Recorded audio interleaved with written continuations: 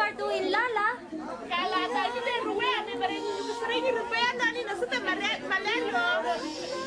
You have to close it. Close it everywhere.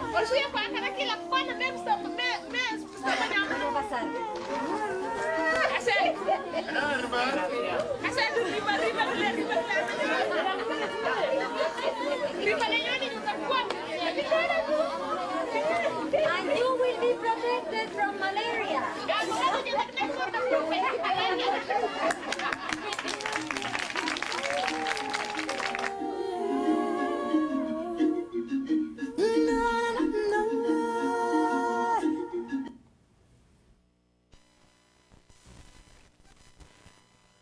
Good afternoon, ladies and gents. So it gives you a bit of an idea of some of the work we do. That's just Kenya. But we also work in Panama, Mexico, Serbia. We've just started an initiative in India. These places, it's interesting with the subject of today, global activists. It's amazing. Part of the work that I do with these two gentlemen over here is taking groups around about 25 countries in Europe, North Africa, Russia. Some of the interesting factors, we laugh sometimes because you ask someone where a country is and they say, isn't that somewhere in the middle of the Middle East? Belgium is not in the middle of the you know what I'm saying. Everyone got that. Belgium. And various other things. When I think about globalization and where do we fit, I think that 30 years ago or more, the banks got there. They started to realize the great connections between the means, and their motivation was making money. And then soon after, for the most part, we were dragged in, whereas for those people that have traveled, you need credit cards that work in other countries, you need what do you call it, ATM cards that work, traveler's checks, and that was it moved from there. But the truth is, ladies and gentlemen, that's not really an area of my expertise. Where I work for the most part, it's about working with the poorest of the poor, with those people who really don't have a chance to start with. And it's difficult, because they start from the floor and somehow you've got to get them up with their help. So, how did this all start? Well, as you know, Irish family, usually it was big, a tribe all on its own, I can assure you, especially around about 6:30 in the morning. I remember as a child waking up and realizing the concept of who gets up, shall we say, the first up, the best dressed. Having two brothers. When I think about that beginning, being an Irish parents in England, we had to deal with a lot of adversity in those situations. There was, not to give too much my age away, but at the time there was a lot of terrorism by the IRA, and pub bombings in London, various bombings took place in further north in Birmingham. And so there was a lot of trials and tribulations that took place.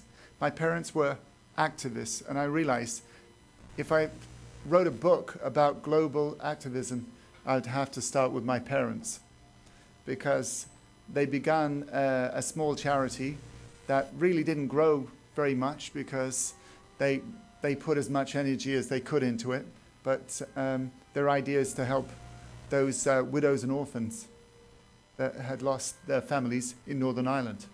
So we grew up at a young age going to demonstrations, very proactive. So I think I could probably tell you when I was 11 years of age more who was in the Northern Ireland cabinet than I could tell you now. But isn't that interesting? Because my interest now moved away to other areas. And I think when we discuss about those situations where what is important for me to know today? What is it that I need to know in order to get through my college course or through my life or through the things that are important to me? And now it's a kind of a mixture, you see, because we decide what those things are. In fact, perhaps your university decides that you need to take these credits, various dance courses, I understand, and cultural connections, which are really important in understanding the world. But in living and growing up in that environment when I was a child, the adversity was that we were Irish and everyone surrounding us was British. And so going to school for a couple of years was very difficult.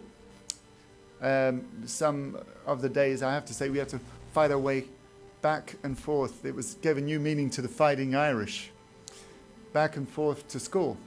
So in a way, I realized the journey to school, we knew someone was waiting for us. Luckily, I had some really tough sisters. They really watched my back, and brothers. I think with that understanding, many things happened. And in particular, I was on my way home from school, and I think I was about 10 or 11. And I had a younger brother who was about the same size and tagged along everywhere. I was taken into an alley and with a group of young boys. I think they were a number of years older than me, but all I know is at that age you thought they're big. And they wanted to beat me up. They wanted to beat the living daylights out of me. Apparently that's what they told me. It's a shame they just didn't do it, and then I wouldn't have all these conjured up images of what they might be doing. And that was it. And I stood there and, you know, I thought, this is it. My father always said that if someone's gonna take you down, as you say in America, that you decide on one of them. And I was looking around for the smallest, but they're all big, so I was finished on that score. And then I think what gave me a great strength and surprising belief was that my younger brother, who'd never done anything like this before, who always, you know, just tagged around along with me, he followed his way through this crowd to my side, and he said an amazing thing. He looked at me and he said, "I'm with him."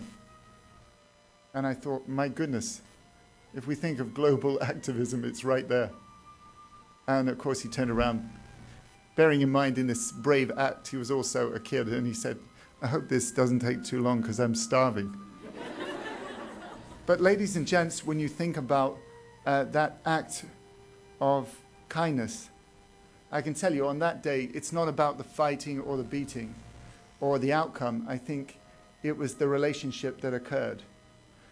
The truth is they couldn't beat us because every time I went down, I got up because I had a responsibility. I had a responsibility. And when I think about many of the people that we work with today in the different areas of the world, I feel the same. But why should I? Often, as a charity, we meet three types of people that are the first one, when they meet a charity and an NGO, their belief is that, well, we have this mob rule. My family first, my friends second, my country is third connection, and then anybody else is zero.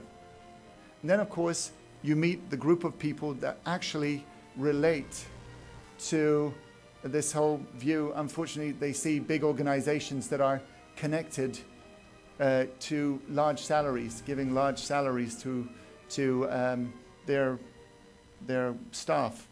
And so they can justify not helping or assisting those people by saying, well, look, all the money's going to the wrong place, and why should I put my time, effort, and understanding into this? And I think that has some validity.